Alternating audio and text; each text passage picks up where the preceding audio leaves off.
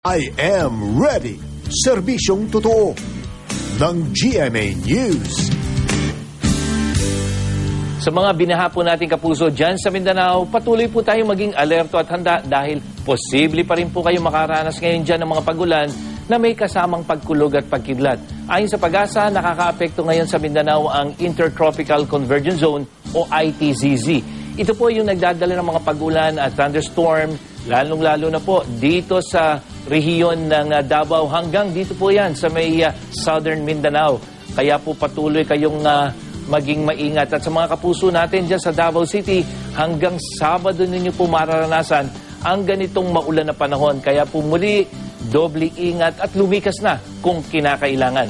Base naman sa datos na nakalap ng Weather Central, uulanin din ang malaking bahagi ng Visayas, lalong-lalo na po itong silangang bahagi, yung Samar, Leyte provinces.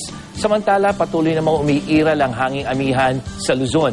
Mas magandang panahon po ang maasahan natin dito maliban na lamang sa mga kalat-kalat na mahinang pagulan, lalong-lalo na po dito sa eastern section, yan po yung mula Cagayan Valley hanggang Bicol region. At dito sa Metro Manila, wala po tayong aasahang pagulan sa buong maghapon, pero magiging bahagya pong maulap ang kalangitan. Samantala, naitala po kaninang alas 6 ng umaga yung pinakamalamig na temperatura dito po sa may Quezon City ngayong Enero.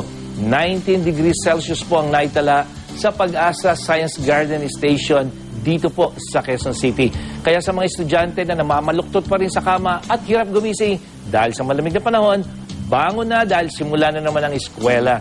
At para sa iba pang impormasyon tungkol sa lagay ng panahon, bisitahin lang ang website at Facebook page ng GMA Weather. Ako po, si Nathaniel Cruz para sa I Am Ready, serbisyong totoo ng GMA News.